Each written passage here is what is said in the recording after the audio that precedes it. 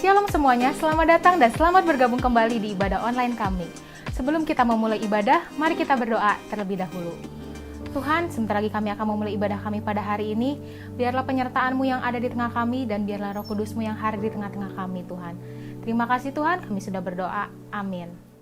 Kita telah berkumpul di sini sebagai keluarga Allah di hadapan Allah Bapa kita untuk menaikkan pujian dan syukur kepadanya, mendengar dan menerima firman-Nya yang kudus, membawa ke hadapannya pergumulan-pergumulan dunia ini, memohon pengampunannya atas dosa-dosa kita, dan memohon kasih karunia-Nya, sehingga melalui putranya Yesus Kristus, kita mampu mempersembahkan diri kita untuk pelayanannya.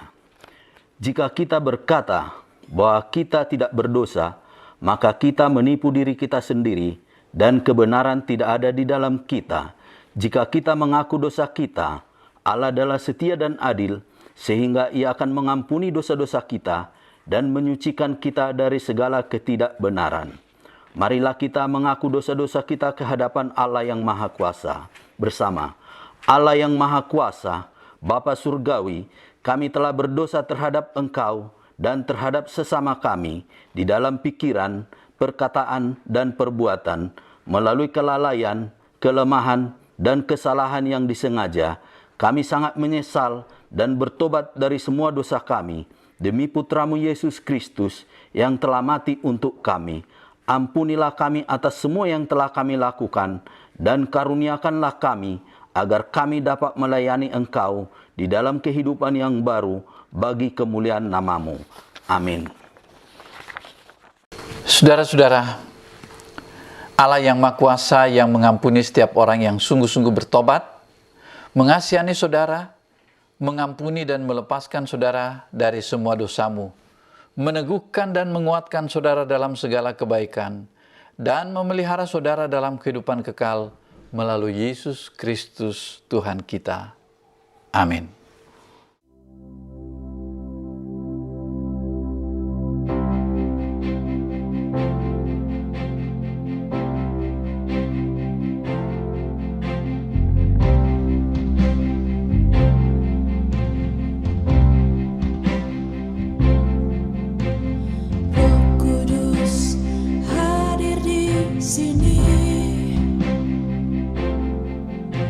Pribadi yang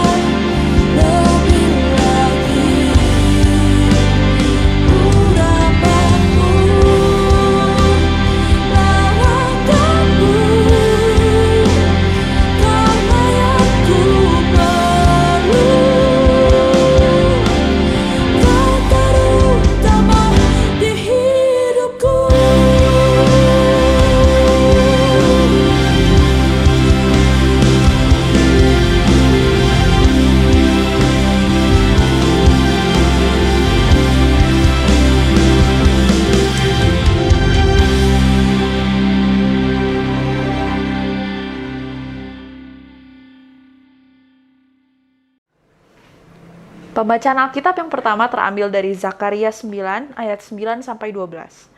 Raja Mesias di Sion. Bersorak-soraklah dengan nyaring, hai putri Sion. Bersorak-sorailah hai putri Yerusalem. Lihat, rajamu datang kepadamu, ia adil dan jaya. Ia lemah lembut dan mengendarai seekor keledai beban yang mudah. Ia akan melenyapkan kereta dari Efraim dan kuda-kuda dari Yerusalem.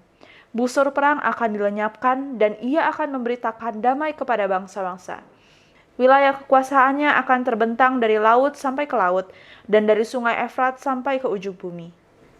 Israel dipulihkan kembali.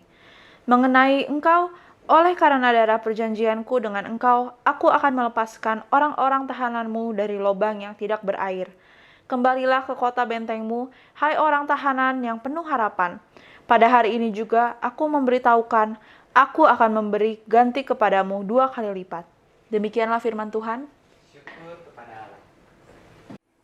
Pembacaan yang pertama terambil dari 1 Korintus 2, ayat yang pertama sampai yang ke-12.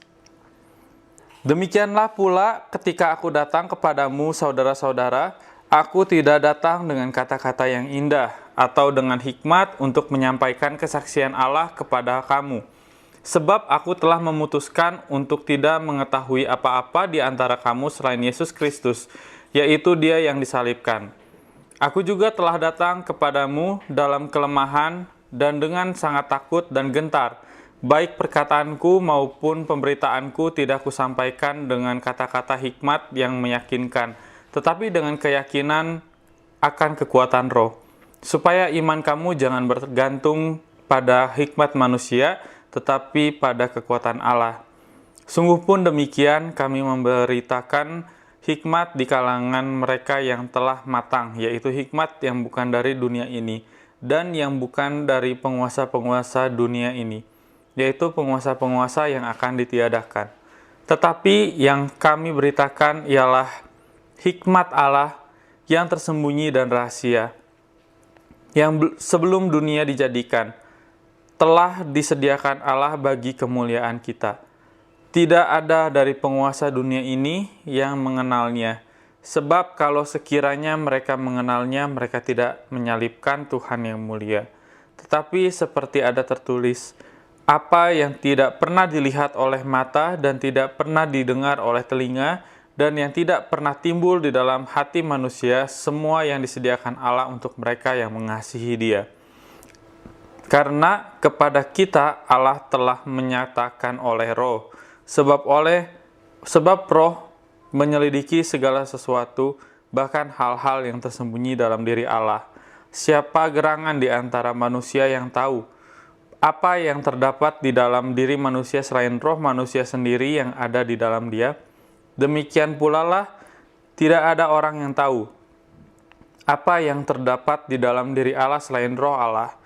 Kita tidak menerima roh dunia, tetapi roh yang berasal dari Allah, supaya kita tahu apa yang dikaruniakan Allah kepada kita. Demikianlah firman Tuhan. Shalom, jemaat Tuhan. Selamat beribadah pada minggu ini, tanggal 28 Maret 2021.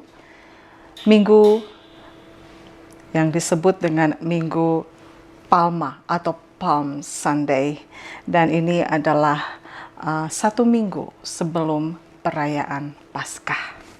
Jemaat yang dikasihi Tuhan, tentu kita sudah menyiapkan hati dan pikiran kita untuk mendengarkan firman Tuhan. Mari kita berdoa terlebih dahulu. Bapa yang berkuasa atas semua isi dunia ini, Bapa yang luar biasa, yang hebat, yang penuh dengan kemuliaan. Terima kasih untuk pagi ini kami boleh kembali lagi beribadah, memuji Tuhan, memuliakan Tuhan, menyembah Tuhan. Dan kami sebentar akan merenungkan bagian firman Tuhan. Sungguh Bapa, tolong kami karena kami akan betul-betul menikmati firman-Mu dari sudut pandang diri kami sebagai orang berdosa yang ditebus oleh Tuhan. Dan kami akan menghayati dan merenungkan bagaimana Tuhan Yesus datang ke Yerusalem untuk menerima bagian yang ditentukan, yaitu memikul salib. Terima kasih Bapa yang baik, tolong hamba-Mu yang menyampaikan firman dan juga jemaat yang mendengar dan kami semua mau menikmati dan dipuaskan oleh firman-Mu. Sebab firman-Mu adalah kekuatan bagi kami. Terima kasih Bapa yang baik, mohon Roh Kudus memimpin jam pemberitaan firman ini. Sungguh Engkau yang dimuliakan dan ditinggikan. Di dalam nama Yesus kami berdoa. Amin. Jemaat yang dikasihi Tuhan, seminggu sebelum masuk dalam peristiwa Paskah dan sebelum itu adalah ketika Tuhan Yesus akan disalibkan, dan memang pada hari disalibkan pada Jumat Agung, Tuhan Yesus masuk ke kota Yerusalem, dan ini ditulis oleh Nabi Zakaria. Tertulis dalam Zakaria pasal 9 ayat 9 sampai yang ke-12. Dan memang kedatangan Tuhan Yesus ke Yerusalem itu sudah dinubuatkan. Semua peristiwa yang Tuhan Yesus alami sebelum masa penyalibannya itu sudah dinubuatkan oleh para nabi. Dan salah satunya adalah Nabi Zakaria. Jemaat yang dikasihi Tuhan, bahwa Tuhan Yesus adalah penggenapan nubuat-nubuat dalam perjanjian lama yang sudah disampaikan oleh para nabi. Di mana ketika Yesus masuk ke kota Yerusalem, dia akan naik seekor keledai. Dan keledai adalah lambang hewan yang barangkali tidak sekuat kuda. Biasanya kalau raja akan memasuki sebuah kota, tentu dia akan disambut, kemudian dia mengendarai kuda. Tetapi ini Tuhan Yesus masuk ke Yerusalem, datang ke Yerusalem bukan untuk berperang, tetapi dia akan masuk menuju Yerusalem dan dia akan menerima bagiannya, dan dia naik seekor keledai. Dan dalam Zakaria sudah dinubuatkan demikian. Saya akan bacakan dari Zakaria pasal yang ke-9 ayat yang ke-9 sampai yang ke-10. Raja Mesias di Sion, bersorak-soraklah dengan nyaring, hai putri Sion, bersorak-soraklah, hai putri Yerusalem. Lihat, rajamu datang kepadamu, ia adil dan jaya, ia lemah lembut dan mengendarai seekor keledai beban yang mudah. Ia akan melenyapkan kereta-kereta dari Efraim dan kuda-kuda dari Yerusalem. Busur perang akan dilenyapkan dan ia akan memberitakan damai kepada bangsa-bangsa. Wilayah kekuasaannya akan terbentang dari laut sampai ke laut dan dari sungai Efrat sampai ke ujung-ujung bumi. Jemaat yang dikasihi Tuhan, seminggu sebelum masa Paskah dan masa kesengsaraan Tuhan Yesus, ketika Yesus datang ke Yerusalem disambut oleh banyak orang. Bahkan mereka ada yang melambai-lambaikan daun palem, karena itu disebut sebagai Minggu Palem atau Palm Sunday. Ada yang membentangkan baju jubah mereka ketika Yesus masuk dari pintu gerbang kota. Kemudian mereka menyebutkan Hosiana. Mereka begitu kagum, mereka begitu menyembah dia, mengeluk-elukan. Dan mereka berharap bahwa Tuhan Yesus adalah Raja Mesias yang memang sudah lama ditunggu-tunggu. Terutama bagi bangsa Israel yang waktu itu ada dalam masa penjajahan Romawi. Terlalu berat bagi bangsa Israel secara politis dijajah oleh Romawi, dan mereka membutuhkan seorang raja, Mesias, yang menyelamatkan mereka dari penderitaan ini. Oleh karena itu, maka dalam peristiwa ini disebut sebagai Minggu Palma or Palm Sunday. Saudaraku, pada saat Yesus masuk ke Yerusalem, sebenarnya ini adalah masa-masa menjelang penyalibannya. Dan memang Tuhan Yesus tahu apa yang akan dia terima sebagai bagiannya. Bahwa dia akan mati, dia akan disalibkan, tetapi kemudian dia akan bangkit pada hari yang ketiga.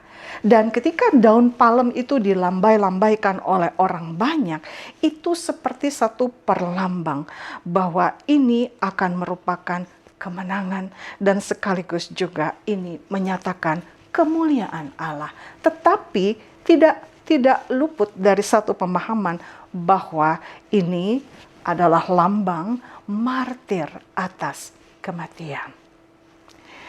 Jemaat yang dikasihi Tuhan, saya sendiri secara pribadi setiap kali memperingati Paskah dan sebelumnya adalah peristiwa Jumat Agung di mana Tuhan Yesus akan disalibkan, selalu ada perasaan di mana begitu dalam dan begitu luar biasa penderitaan yang harus Tuhan Yesus alami. Ia mati di salib, dan salib adalah lambang penghukuman yang begitu hina, yang begitu mengerikan, dan itu begitu kejam. Dan setiap kali tahanan akan dijatuhkan hukuman mati melalui penyaliban, seperti terbayang suatu kesakitan yang luar biasa, penderitaan yang luar biasa, yang mungkin tidak bisa terlukiskan oleh perkataan manusia. Tetapi Tuhan Yesus sebagai anak Allah dan dia mengerti, tahu persis bagian yang harus dia terima setelah sebelumnya Tuhan Yesus berdoa untuk ini. Tentu saja dia tahu destiny yang harus dilewati. Memasuki Yerusalem, sebetulnya Tuhan Yesus siap mengalami penyaliban yang akan ia terima.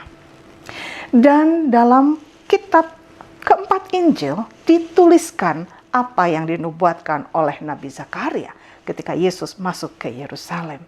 Dan ini jelas keterikatan yang begitu kuat antara perjanjian lama dan perjanjian baru, dan bagaimana nubuatan-nubuatan tentang Mesias mulai dari kelahirannya sampai pada kematiannya. Terlebih sebelumnya ketika memasuki kota Yerusalem itu pun sudah dinubuatkan dan dicatat oleh keempat Injil. Saudara, apa makna semuanya ini? Bahwa dia dielu-elukan sebagai Raja Mesias.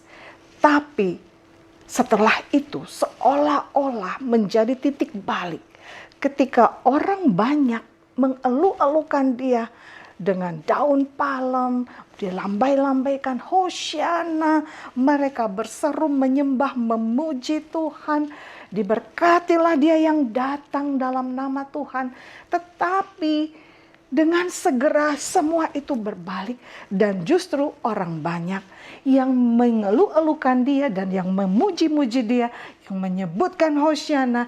Tapi orang banyak itu juga yang pada akhirnya mengatakan, salibkan dia, salibkan dia.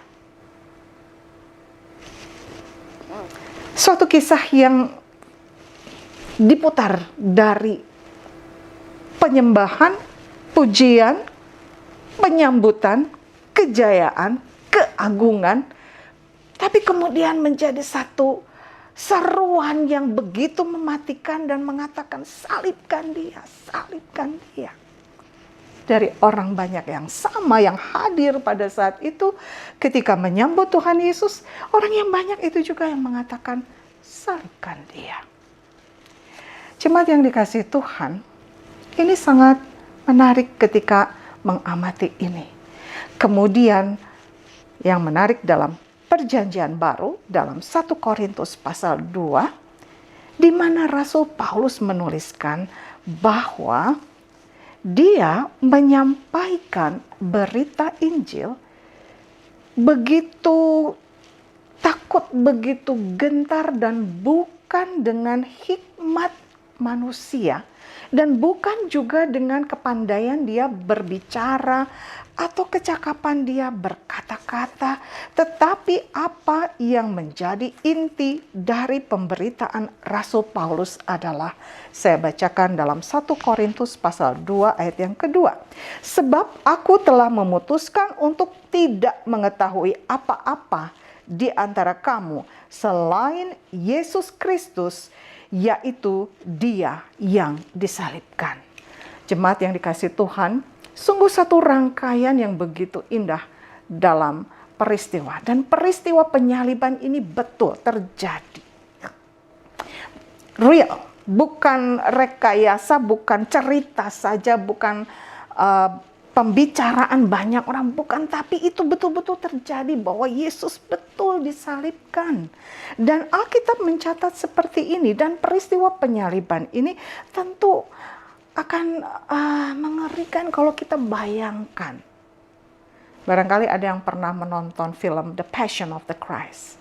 Saya kalau melihat film itu, menonton film itu dengan anak-anak, saya suka nggak kuat. Saya bilang, untuk mengingatkan saya akan peristiwa penyaliban itu, ayo kita lihat, nonton film itu. Mungkin ini adalah satu film yang terbaik yang menggambarkan peristiwa penyaliban. Bagaimana kelihatan penyaliban itu begitu real. Tetapi saya biasanya kalau melihat film itu, menonton film itu, tidak kuat sampai selesai, baru sampai setengah sudah stop. Sudah cukup. Kenapa? Tidak bisa tertahankan dalam pemahaman atau perasaan daging gitu. Gimana ya Tuhan Yesus disalibkan itu sampai tangannya dipaku dengan paku yang besar, lalu dia dicambuk sebelumnya itu. Wah, penderitaan yang tidak terperikan. Itu terjadi dan itu real. Dan Rasul Paulus dalam 1 Korintus pasal 2, dia katakan bahwa aku tidak mau tahu apa-apa lagi dengan apa yang aku beritakan. Aku cuma mau beritakan tentang Yesus yang disalibkan.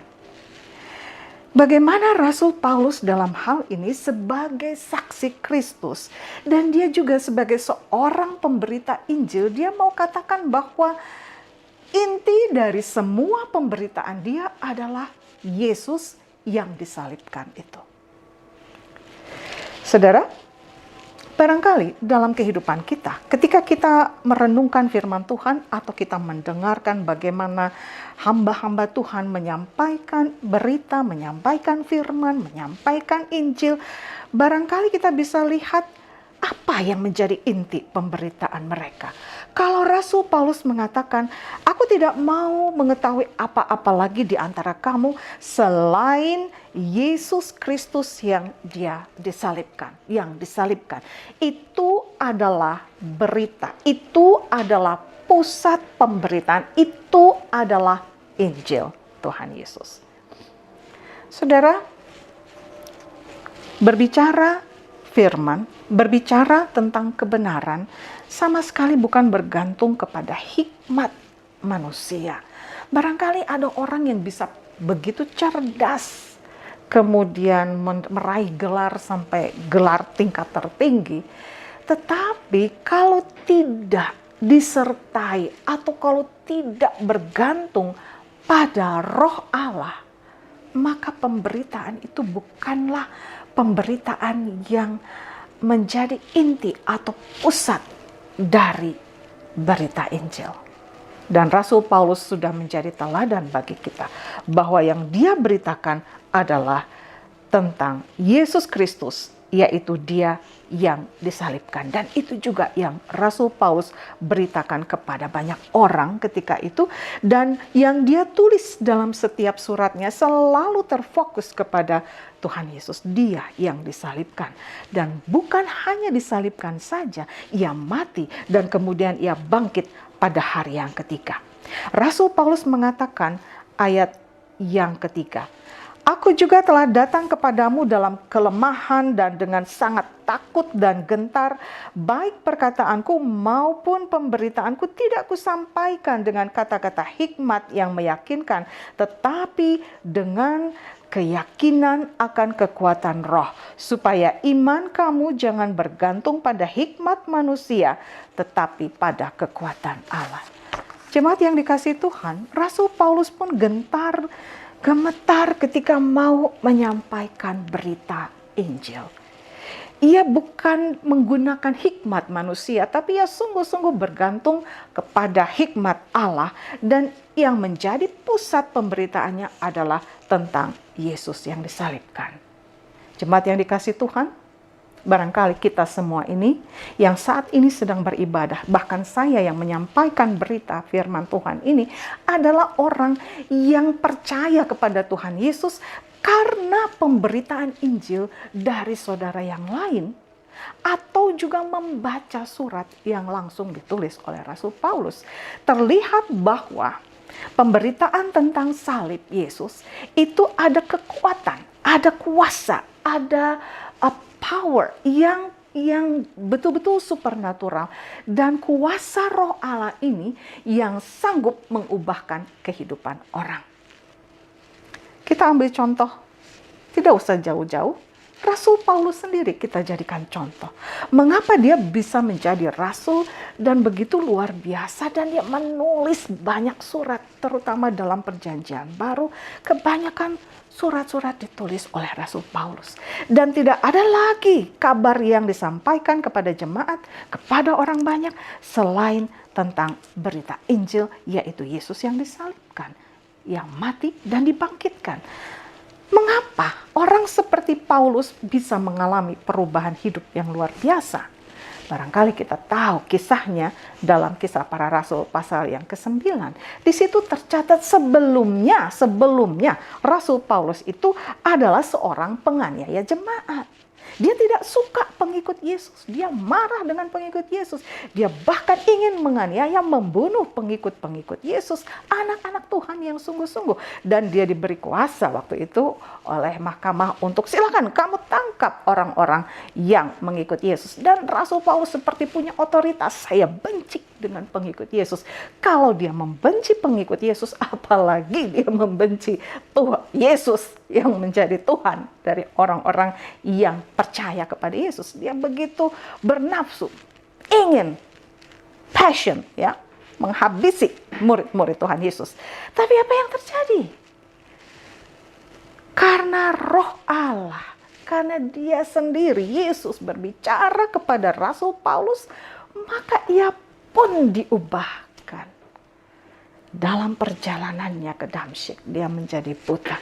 Dan dia bertemu langsung dengan Tuhan Yesus. Dan Tuhan Yesus berkata, Saulus, mengapa engkau menganiaya aku? Dan Saulus bertanya, siapakah engkau Tuhan? Ini aku, Yesus. Saudara, perjumpaan dengan Yesus itu mengubahkan hidup Paulus, Rasul Paulus, dari seorang penganiaya jemaat menjadi seorang rasul yang begitu setia mengikut Yesus, bahkan dia bersedia untuk mengalami penderitaan, kesulitan, penganiayaan, kesukaran karena dia mengikut Yesus. Tidak ada yang mustahil dengan Allah. Ada orang yang begitu membenci Yesus, bagi Tuhan dibalikkan saja hatinya. Dia begitu cinta kepada Yesus. Saudara, renungan pagi ini begitu singkat. Bagaimana Sang Raja Mesias yang sudah dinubuatkan dalam Perjanjian Lama digenapi dalam Perjanjian Baru. Dan itu yang menjadi pokok pemberitaan Rasul Paulus dalam setiap suratnya dan dalam setiap khotbahnya. Selalu dia mengutamakan Yesus, dan dia tidak mau lagi tahu apapun di antara orang banyak yang dia temui ataupun orang-orang yang dia ajar selain pemberitaan Injil bahwa dia Yesus Kristus yang disalibkan itu. Saudara, pemberitaan Injil yang disertai kuasa Roh Allah itu sanggup mengubahkan kehidupan orang. Rasul Paulus berubah dari yang jahat menjadi yang baik.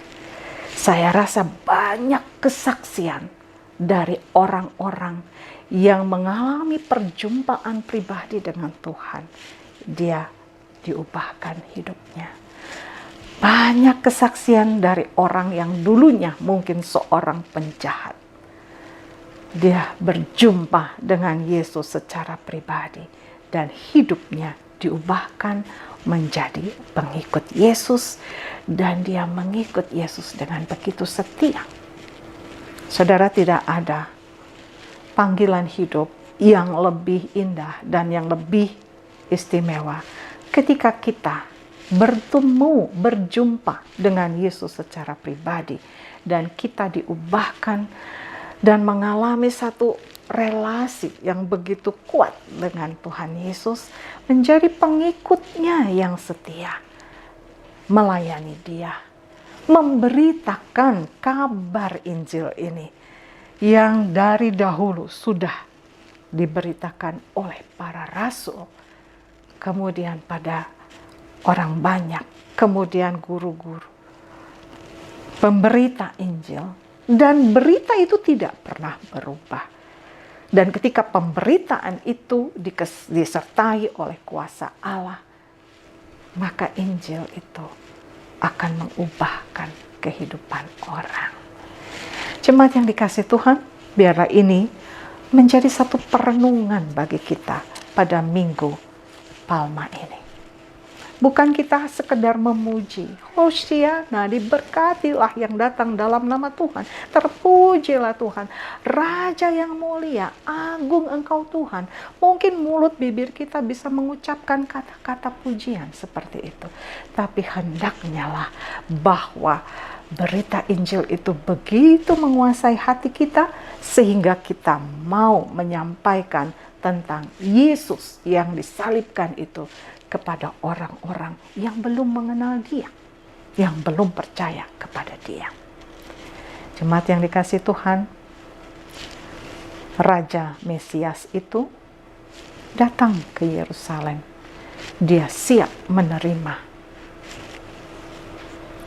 apa yang harus menjadi bagiannya untuk disalibkan, mati, dikuburkan, Dia bangkit, dan Dia betul-betul adalah pemenang, Allah yang menang atas kematian. Dan itu adalah inti iman kita, orang percaya.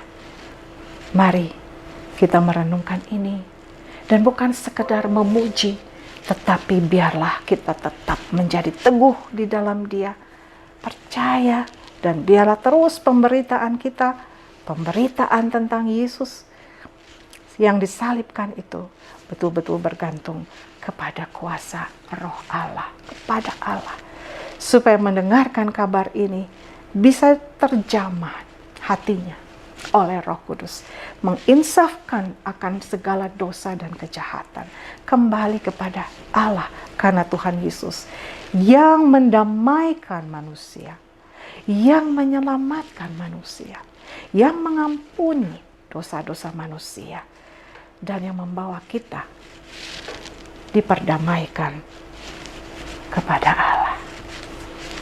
Amin. Mari kita berdoa. Terima kasih Bapak yang baik, pada Minggu Palem ini Bapak, sebelum kami memperingati Hari Paskah, kami merenungkan perjalanan Tuhan Yesus menuju Yerusalem seperti yang dinubuatkan oleh Nabi Zakaria. Dan pemberitaan itu pun seperti yang disampaikan Rasul Paulus, bahwa Yesus yang disalibkan itu menjadi inti pemberitaan kepada orang banyak. Bapak yang baik, terima kasih. Kami akan terus ada di dalam persekutuan dengan Tuhan dan terus menghargai karya keselamatan yang Tuhan sudah lakukan dalam hidup kami melalui penyaliban Tuhan Yesus Kristus untuk menebus kami dari kebinasaan, dari kehampaan, dari ikatan dosa, dari kebodohan, dari ketidakpastian, dari ketidakjelasan, dari kefanaan, untuk memperoleh hidup yang penuh dengan pengharapan, bahkan hidup yang kekal di dalam Tuhan Yesus. Terima kasih Bapa yang baik, di dalam nama-Mu kami berdoa. Amin. Mari kita mengikrarkan pengakuan iman rasuli kita bersama-sama gereja di seluruh dunia. Aku percaya kepada Allah, Bapa yang Maha Kuasa, Khalik langit dan bumi, dan kepada Yesus Kristus, Putranya yang tunggal Tuhan kita, yang dikandung dari Roh Kudus, lahir dari anak darah Maria, yang menderita sengsara di bawah pemerintahan Pontius Pilatus, disalibkan, mati dan dikuburkan, Ia turun ke dalam dunia orang mati. Pada hari ketiga, dia bangkit kembali. Ia naik ke surga dan duduk di sebelah kanan Sang Bapa. Ia akan datang kembali untuk menghakimi orang yang hidup dan yang mati. Aku percaya kepada Roh Kudus, gereja yang kudus dan katolik, persekutuan orang kudus, pengampunan dosa, kebangkitan orang mati, dan hidup yang kekal. Amin. Mari kita menaikkan doa syafaat kita. Ya Allah, pencipta dan pemelihara kehidupan manusia, kami berdoa untuk setiap orang dari setiap ras dan dalam setiap keperluan. Biarlah jalan-jalan-Mu dikenal di bumi dan kuasa penyelamatan-Mu kepada semua bangsa. Khususnya kami berdoa untuk bangsa kami, bangsa Indonesia. Tuhan, di mana ya Tuhan bangsa kami ataupun seluruh dunia ya Tuhan masih mengalami pergumulan virus corona ya Tuhan. Tuhan, berikan kepada para pemimpin kami, mulai dari presiden, para menteri, wakil rakyat, sampai ke daerah RT RW ya Tuhan. Berikan pada mereka Tuhan hikmat dalam memimpin bangsa kami ini. Berikan pada mereka Tuhan untuk memimpin bangsa ini, untuk mengatasi corona ini ya Tuhan. Biarlah semuanya Tuhan, virus corona ini cepat berlalu dari bangsa kami, dari seluruh dunia ya Tuhan. Kami serahkan Tuhan bangsa kami ini hanya di dalam tangan-Mu ya Tuhan. Tuhan, dalam kemurahan-Mu, dengarkanlah doa kami. Kami berdoa untuk gereja di seluruh dunia. Tuntun dan pimpinlah kami dengan Roh Kudus-Mu, sehingga semua yang mengaku dan menyebut dirinya orang Kristen dapat dituntun kepada jalan kebenaran dan memegang teguh iman dalam kesatuan roh, dalam ikatan damai sejahtera, dan dalam kebenaran hidup. Khususnya kami berdoa untuk pemimpin gereja kami. Kami berdoa untuk bishop kami, The Right Reverend Titus Chung. Kami berdoa untuk din kami, The Reverend Timothy Chong. Kami juga berdoa untuk Associate Dean, The Reverend Yopi Buyung. Kami juga berdoa untuk Ketua Imam Penanggung Jawab kami, Reverend Daniel Sihombing.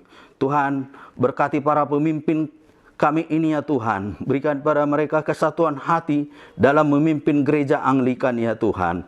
Tuhan berkati setiap aktivitas dan pelayanan mereka, juga keluarga mereka ya Tuhan.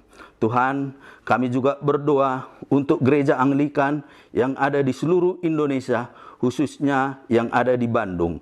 Kami berdoa untuk gereja Anglikan St. Paul, kami berdoa untuk gereja St. Peter, St. John, dan Tagok Apu pada Larang.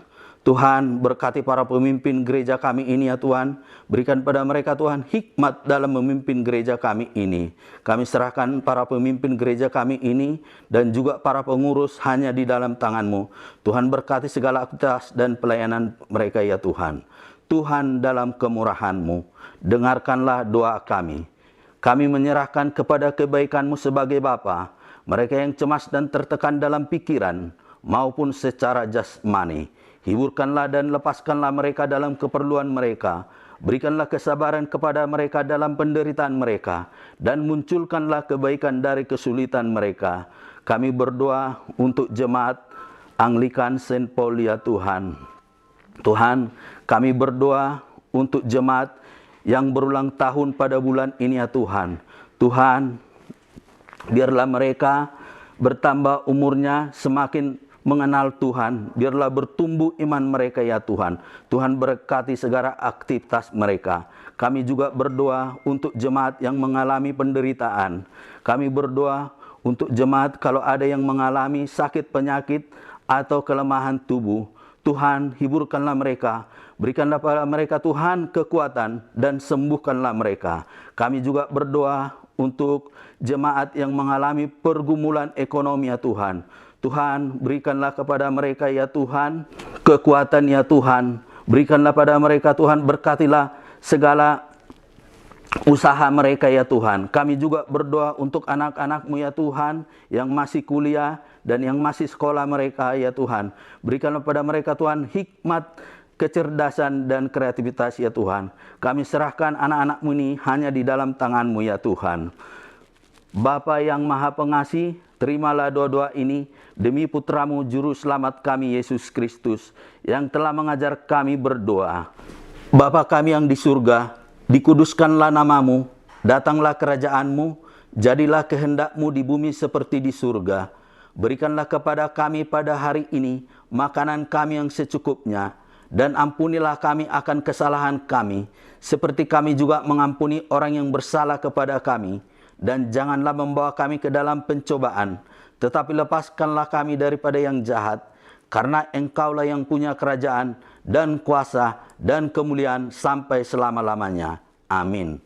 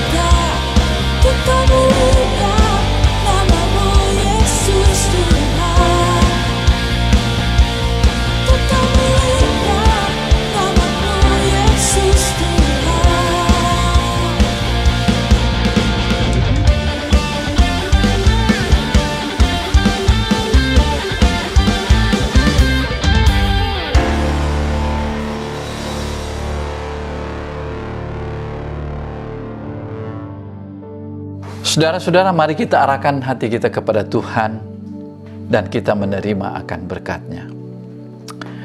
Kasih karunia Tuhan kita Yesus Kristus dan kasih Allah dan persekutuan Roh Kudus menyertai saudara sekalian senantiasa.